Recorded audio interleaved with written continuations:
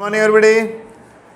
आज सामान्य हिंदी के अंतर्गत एक विधा है जिसका नाम है हास्य व्यंग्य, और उसके अंतर्गत एक पाठ है एकलव्य ने गुरु को अंगूठा दिखाया। हिंदी के सशक्त हस्ताक्षर श्री हरिशंकर परसाई जी कृत ये अध्याय है, इसको हम आज पढ़ेंगे। तो हम सीधा उस पाठ के ऊपर आते हैं जो हास्य व्यंग्य के रूप में अपने सामने है। तो शुरू करते हैं, आप आराम से ध्यान लगा के इसको सुनना। एक समय की बात है, एक विश्वविद्यालय में राजनीति विभाग के एक प्रतिष्ठित अध्यापक थे जिनका नाम था द्रोणाचार्य। वैसे ये महाभारत कालीन वैसे नाम है, पर यहाँ पर आ रहा है कि एक राजनीति विज्ञान के एक सर थे और जिनका नाम क्या था, द्रोणाचार्य। द्रोण धन आचार्य, इसमें हो जाएगी दीर्घ संधि। पदक्रम के अनुसार वे रीडर कहलाते थे। जैसे जैसे उनकी पोस्ट होती थी सीनियरिटी के हिसाब से वे रीडर कहलाते थे। रीडर यानी पढ़ने वाला। रीडर उस अध्यापक को कहते थे जिसे कक्षा में पढ़ाना नहीं आता था और वह पाठ्य पुस्तक या कुंजी कक्षा में लेकर काम चला लेता था। जिसको पढ़ाना नहीं आता था और नीचे पासबुक लेकर के पढ़ाना शुरू कर देते थे, उसको रीडर कहा जाता था। क्या कहा जाता था प्यारे विद्यार्थियों? रीडर। तो एक ऐसे ही सर थे जिनका नाम था द्रोणाचार्य जी, जिनको पढ़ाना नहीं आता था। आचार्य द्रोणाचार्य के दो शिष्य थे। एक का नाम था अर्जुन दास। क्या नाम था? अर्जुन दास। हास्य व्यंग्य वह विधा है जिसमें हंसी मजाक के अंदर एक ऐसा तंज कसा जाता है, एक ऐसा जिसको बोलते हैं कड़वा सत्य बोला जाता है कि अगले वाले को हंसना भी आ जाए और बात भी समझ में आ जाए।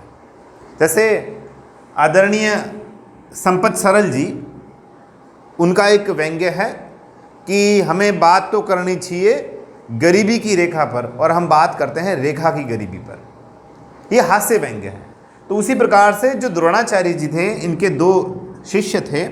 एक तो था अर्जुन दास और दूसरा था एकलव्य दास। क्या नाम था? एकलव्य दास। अर्जुन दास एक धनी बाप का बेटा था जिसका समाज में प्रभाव था और राज दरबार में भी उसका मान होता था। धनी था, अमीर था। कौन? ये आचार्य रोज अर्जुन दास के घर जाते थे और अर्जुन दास भी उनके घर आता जाता रहता था। उनका साथ इतना घना था कि यदि कोई आंखें बंद करके आचार्य प्रवर की कल्पना करता तो आचार्य का शरीर कल्पना में आते आते उनमें एक दुम निकल आती और दुम के छोर पर अर्जुन दास का चेहरा बन जाता। मतलब इतना अच्छा रिलेशन था कि कई बार इनके दुम निकल जाती और दुम इन पूंछ के पीछे भी उनका चेहरा बन जाता था। बोलो, एक तमाशा है कि मतलब किस प्रकार की व्यवस्था है, किस प्रकार का सिस्टम था, देख लो। एकलव्य गरीब आदमी का लड़का था, ये अमीर था और ये क्या हो जाएगा? गरीब। एकलव्य था वो एक गरीब आदमी का लड़का था।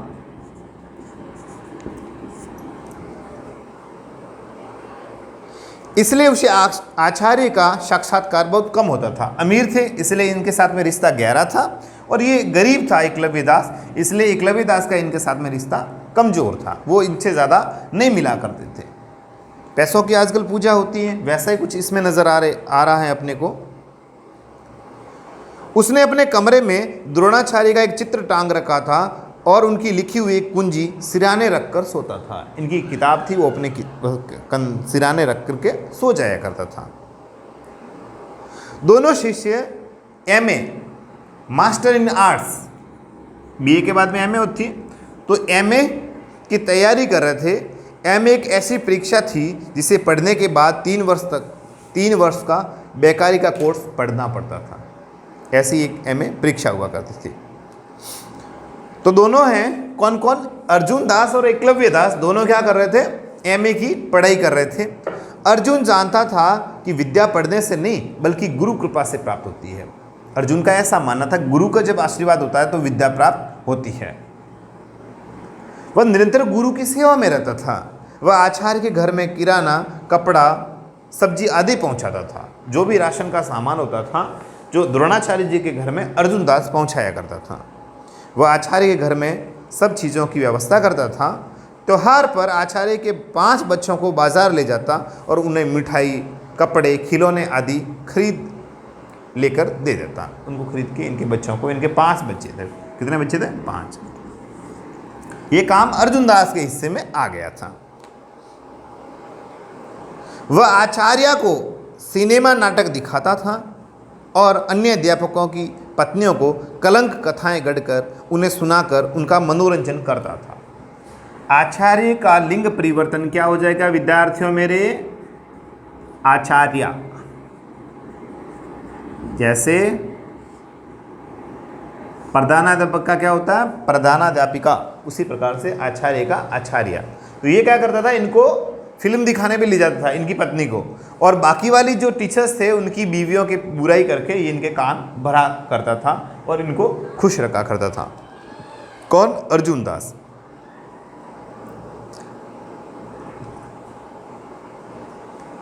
एक दिन आचार्य और अर्जुन में इस प्रकार का संवाद हुआ। आचार्य और अर्जुन के बीच में इस प्रकार से बातचीत हुई। आचार्यवर, मैं आपके घर में किराना, कपड़ा, सब्जी आदि पहुंचाता हूं या नहीं पहुंचाता हूं? सब सामान मैं आपके घर पे पहुंचाता हूं या नहीं पहुंचाता हूं? इन दोनों के बीच में बातचीत हो रही है, संवाद हो रहा है। हाँ वज, पहुंचाते हो। हाँ बेटा पहुंचाते हो, इसमें क्या बात है? द्रोणाचार्य जी ने ऐसा कहा। आचार्य को सिनेमा नाटक कौन दिखाता है? बच्चों की मिठाई, खिलौने और कपड़े कौन खरीद देता है? इन्होंने इनसे पूछा तो इन्होंने कहा, तू ही बेटा, तू ही सब करता है। क्या कोई दूसरा शिष्य है जो आपके मुंह पर आपकी प्रशंसा मुझसे अधिक करके आपके मन को प्रसन्न करता हो? नहीं, आपकी तारीफ सबसे ज्यादा कौन करता है? मैं करता हूं। ऐसा अर्जुन दास ने द्रोणाचार्य जी से कहा। नहीं, कोई नहीं करता। तू जितना अर्जुन दास मेरी तारीफ करता है उतनी तारीफ तो कोई नहीं करता। क्या कोई ऐसा अध्यापक बचा है जिसकी निंदा न करके मैंने आपके हृदय को दुखाया हो? मैंने सभी अध्यापकों की निंदा की, ऐसा कोई है जिसकी मैंने निंदा नहीं की? नहीं, कोई नहीं बचा, कोई नहीं बचा बच। किसी को भी तुमने पीछे नहीं रखा, सबकी बुराई की मेरे सामने। क्या ये सत्य नहीं है कि आपके रीडर बनने में मेरे पिताजी का बड़ा हाथ है? आप जब रीडर बने तो रीडर बनने में मेरे पिताजी का सबसे बड़ा हाथ था। ऐसा अर्जुन दास ने गुरु जी से कहा। ये सर्वथा सत्य है। हाँ बिल्कुल, ये तो सत्य बात है। ऐसा अर्जुन द्रोणाचार्य जी ने कहा। आपके विभागाध्यक्ष बनने के लिए आप किसकी सहायता लेंगे? अगर आप विभागाध्यक्ष बनेंगे, विभाग धन अध्यक्ष, तो इसमें हो जाएगी दीर्घ संधि और अध्यक्ष में हो जाएगी यण संधि। निसंदेह तेरे पिता की, बिल्कुल इसमें कोई शंका नहीं है, मैं आपके पिताजी की सहायता लूंगा। ऐसा द्रोणाचार्य जी ने अपने शिष्य अर्जुन दास से कहा। क्या एकलव्य ने आपकी सेवा की है? बिल्कुल नहीं, उसे तो गुरु की कोई सूद ही नहीं है, सूद ही नहीं भान है। इसको तो पता ही नहीं गुरु की किस प्रकार से सेवा की जाती है। ऐसा द्रोणाचार्य जी ने कहा। वह तो निर्जीव ग्रंथों में डूबा रहता है, हमेशा किताब पढ़ते रहता है। निर्जीव ही नहीं, जिसमें जीव नहीं है, निर्धन जीव, निरुपसर्ग इसमें, वो तो हमेशा किताबों में पढ़ा रहता है। अच्छा ये बताइए गुरुदेव की आपका सबसे प्रिय शिष्य कौन है? सबसे बढ़िया फेवरेट स्टूडेंट आपका कौन है? द्रोणाचार्य जी ने कहा, तू है वत्स, तुझसा प्रिय शिष्य न कभी हुआ है और न होगा, है ना, भूतो न भविष्यति। ऐसा तो इतना प्यारा मेरा शिष्य न तो कोई है और नहीं कोई होगा। सहसा ने अकस्मात सडनली, सहसा अर्जुन हाथ जोड़कर खड़ा हो गया और बोला, तो गुरुदेव मुझे वर दीजिए, मुझे एक ऐसा वरदान दीजिए कि मैं ही फर्स्ट आऊं और छात्रवृत्ति लेकर विदेश जाऊं। मतलब इस कैंपस के अंतर्गत मैं ही फर्स्ट आना चाहिए और मुझे ही यहाँ से छात्रवृत्ति मिले और मैं विदेश जाऊं आगे पढ़ने के लिए। ये सुनकर आचार्य थोड़ी देर में चिंता में पड़ गए और फिर बोले, ये तो मैं भी चाहता हूं, पर ये एकलव्य इसमें बाधक होगा, थोड़ा परेशानी देगा। वह सबसे कुशाग्र बुद्धि है और परिसर में भी वह कुशाग्र बुद्धि है। देखो दोस्तों, कुशाग्र नाम आया है। कुशाग्र का मतलब होता है कुश धन अग्र, कुश धन अग्र। कुश का मतलब होता है घास होती है। कुश का मतलब क्या होता है? घास। और उस घास के अग्र यानी आगे, उस घास के आगे वाला भाग जो जितना तीखा होता है ना, उस प्रकार की बुद्धि वाला, यानी बहुत ही तीव्र बुद्धि वाला, बहुत ही तीखी बुद्धि वाला। तो एकलव्य क्या है? कुशाग्र बुद्धि वाला है, वह तेरे लिए बाधक बनेगा।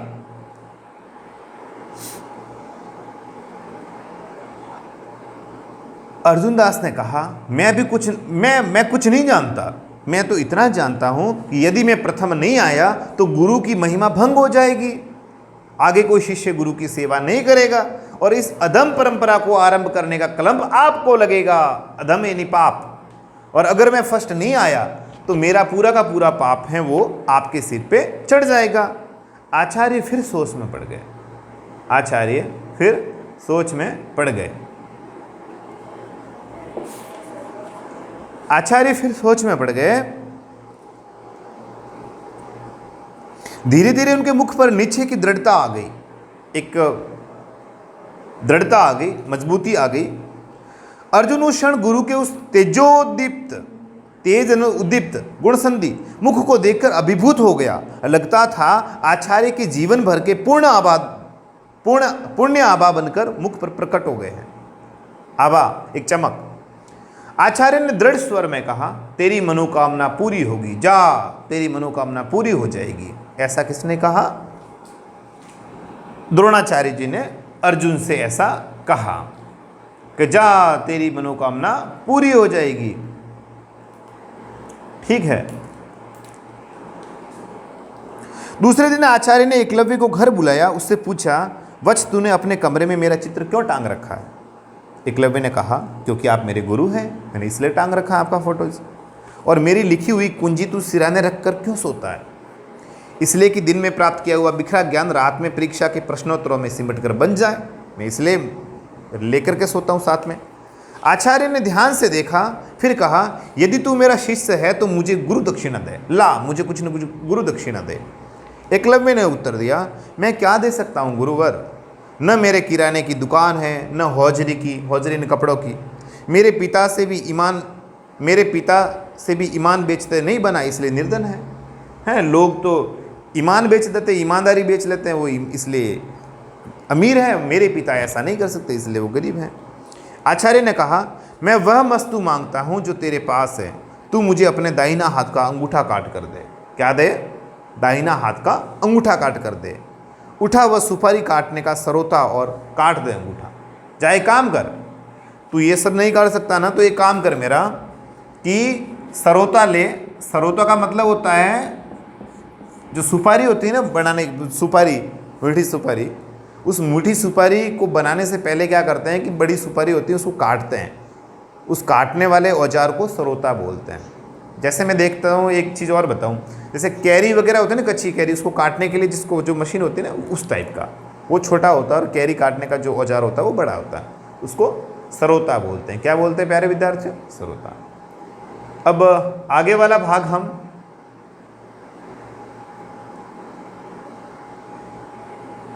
इसका आगे का जो पार्ट है हम नेक्स्ट वीडियो में देखेंगे, है ना। उसका आगे का भाग हम अगले वीडियो में देखेंगे।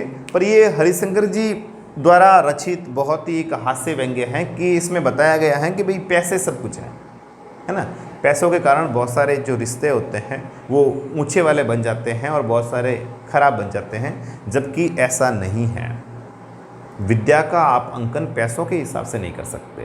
तो ऐसी इन्होंने ये पूरी की पूरी बात इस अध्याय में रखी है और व्यंग्य के सहारे, हास्य के सहारे इन्होंने अपनी बात को आपके सामने जाहिर किया है।